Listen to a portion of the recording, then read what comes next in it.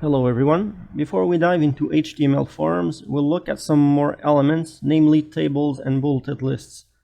First, let's start with our template that we built in the previous lesson.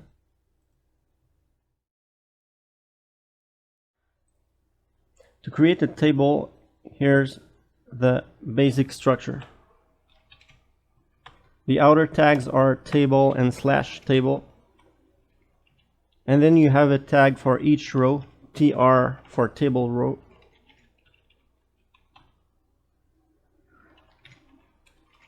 Notice we're indenting each set of tags using the tab key to make the code more readable. This is standard practice in all programming languages. Inside each row, there's one tag for each column. TD for table data.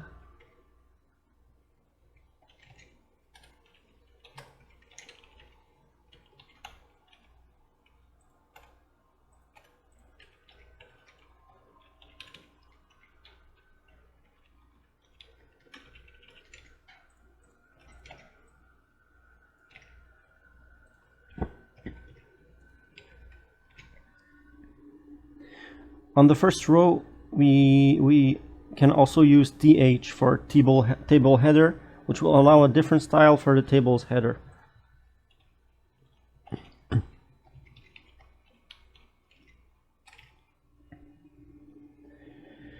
So let's try to fill out all the table data and see what happens. Our columns will be first name, last name, and age. Inside the following rows, we'll enter some sample data.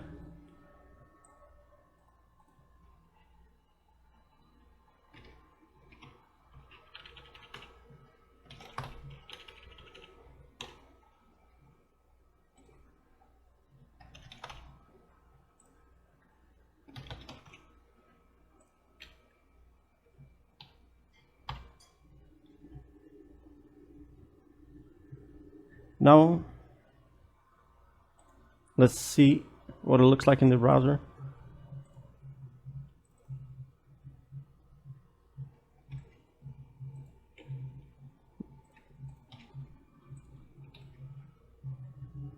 Now we got our table, however it doesn't have any borders. A lot of times we'll want the table to have borders.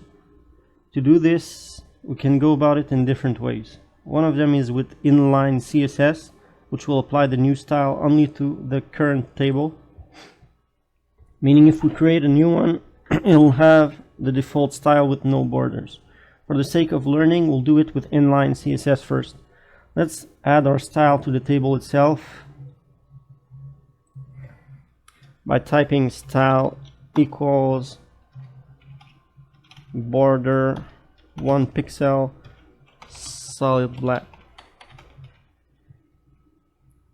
This means we want a border that's 1 pixel thick, a single solid line that's black in color. You can experiment with other settings like a gray border if you want it to be more subtle, for example. Let's see what the table looks like now.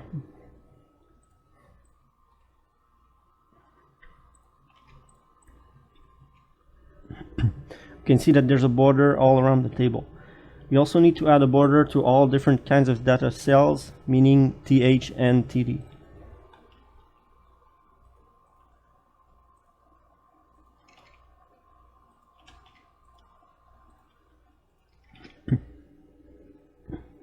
This is a bit of a tedious process. We'll see how to do it more efficiently later with CSS. Just copy and paste the style inside each cell.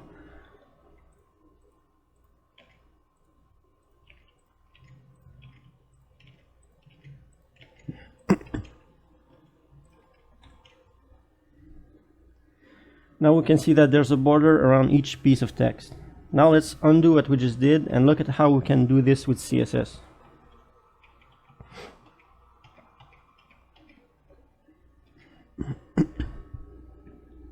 One way to do it is to create a style section inside of our HTML file's head section.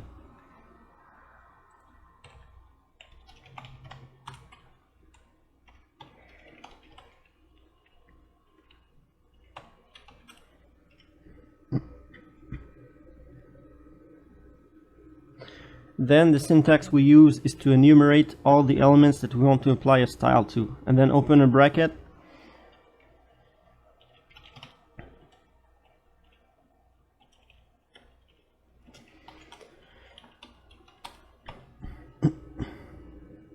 And specify what styles we want to use.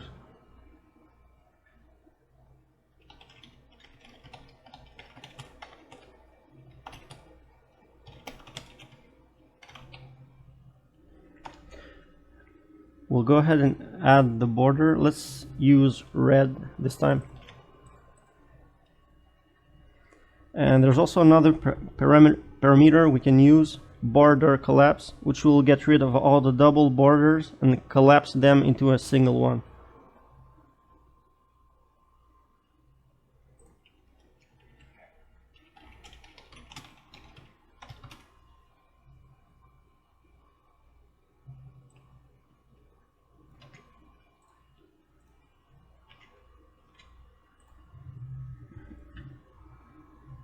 Let's refresh.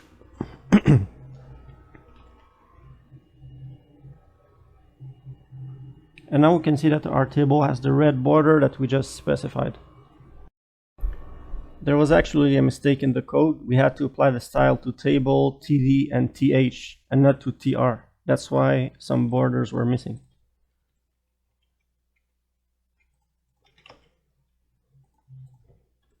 There we go. The other way to apply CSS is very similar. What we do is that we create a second file with the CSS extension, and then we link it to our HTML. Let's create our CSS file, name it for example styles.css.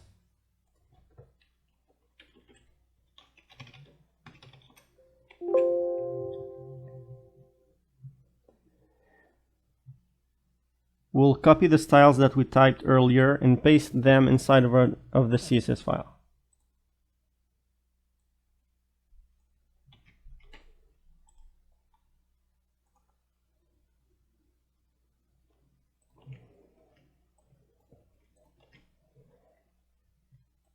Now we can get rid of the style section and proceed to link our CSS file.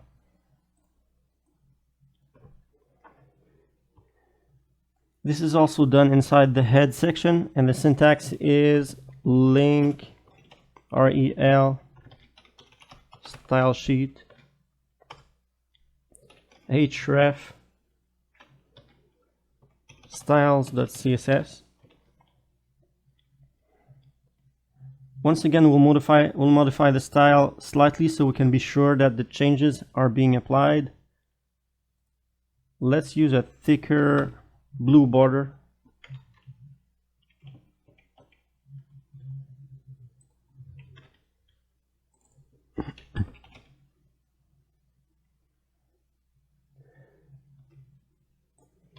Refresh.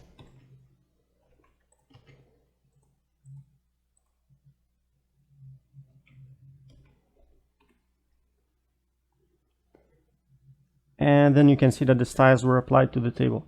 This is the preferred method when building a complete website, because typically there will be a lot of different styles and we don't want our HTML file to be too loaded. We try to split our code into different files as much as possible. Another HTML element we'll look at quickly is bulleted and numbered lists. Bulleted lists use the UL tag, which stands for unordered list.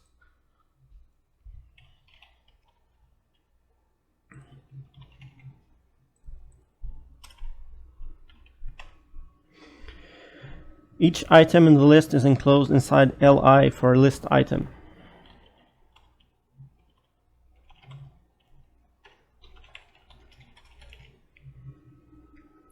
Let's say we want to make a grocery list. We'll enter some food items.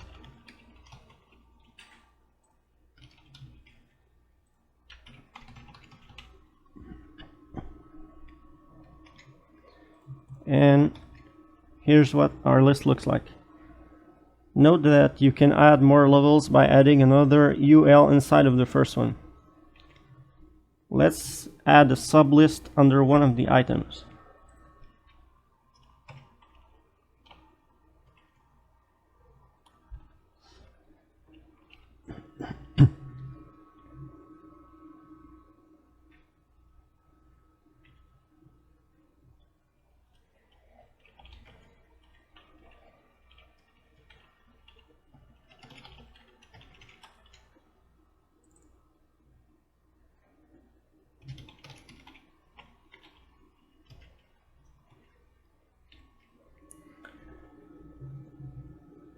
Now we can see the second level automatically uses a different type of bullet. If we want a numbered list, we simply change the UL for OL, ordered list.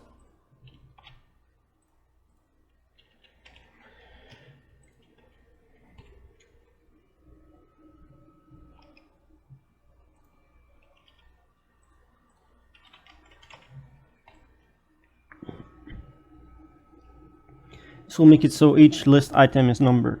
Like anything else, you can add styles to bulleted lists, change the bullet's appearance, use symbols instead of numbers, and a lot more. Once again, a good resource for details about HTML and CSS is w3schools.com.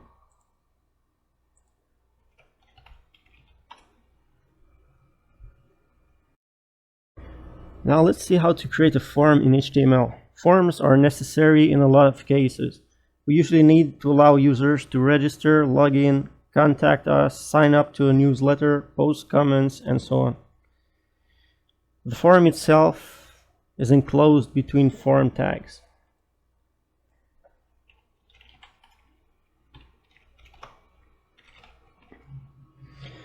One of the basic input fields we want to use in forms is a text field. So let's create one.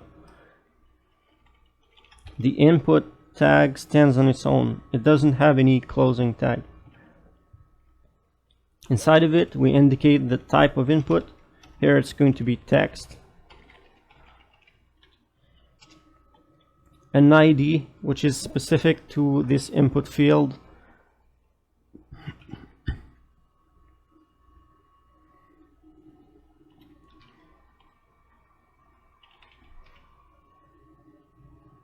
And a name, which is going to be used later when we start submitting our forms.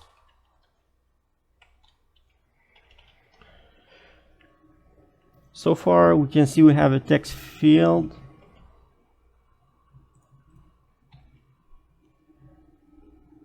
However, we want to add a label. This is done as follows.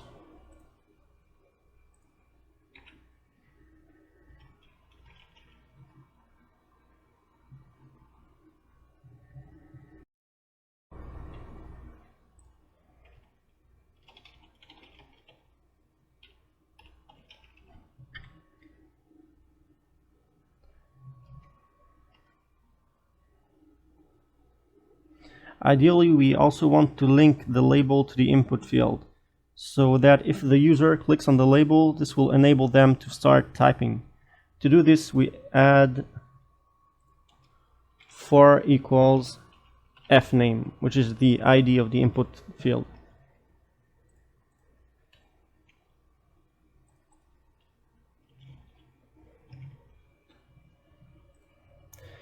Another interesting form element is radio buttons. They're created in a similar way using the input tag, only this time the type will be radio.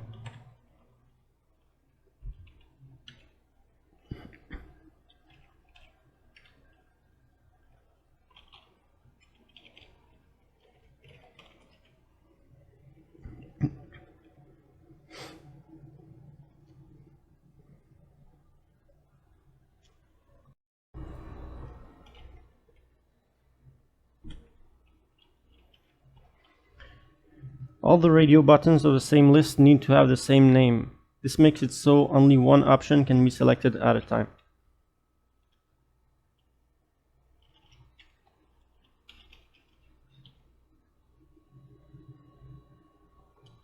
We also add a value to each radio button.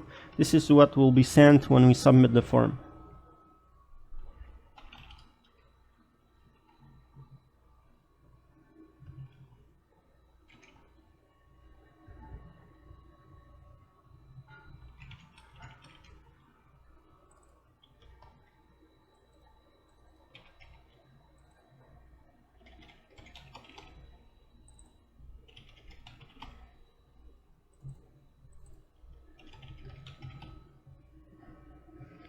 Again, we want to add a label for each option. This time we put it after so that it appears to the right.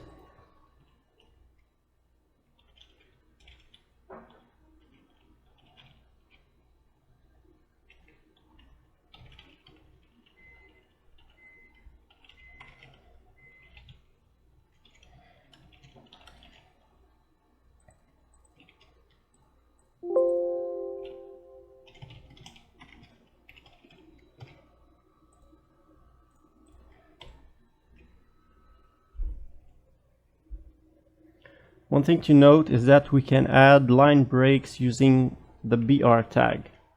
Like, say for example, if we want to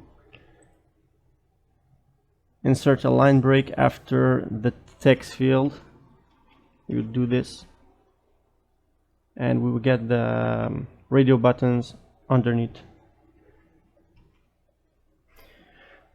Checkboxes are very similar. We can keep our radio list as is and just modify the input type and use checkbox. Let's add a line break here. Copy all of our radio buttons. And the only thing we're going to change is the input type. Copy paste for each one. And let's see the result. So the difference is that with a radio button only one can be selected at a time, whereas checkboxes you can have all of them selected. Another important element in any form is the submit button. To add it, we simply create an input with the style submit.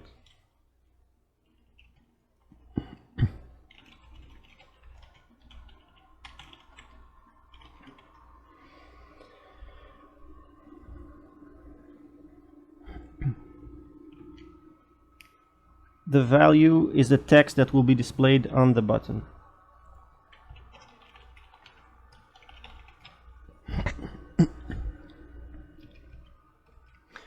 For now, it's not doing anything.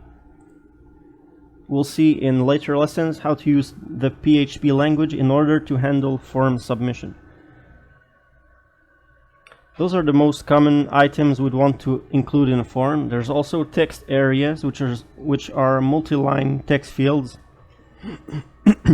Those are created using an opening and a closing tag, text area.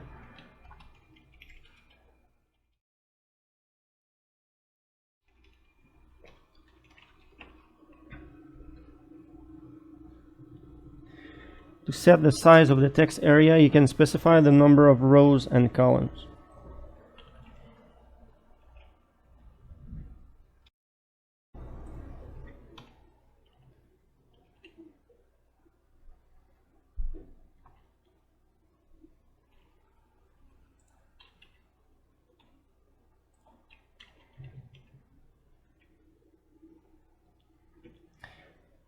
This represents the number of characters that you can fit into it.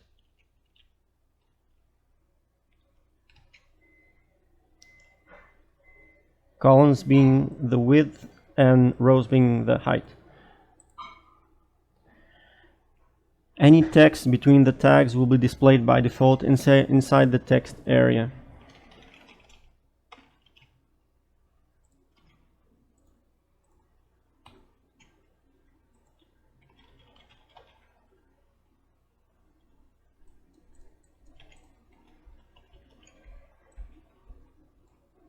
This covers the basic HTML tags as well as the use of CSS styles.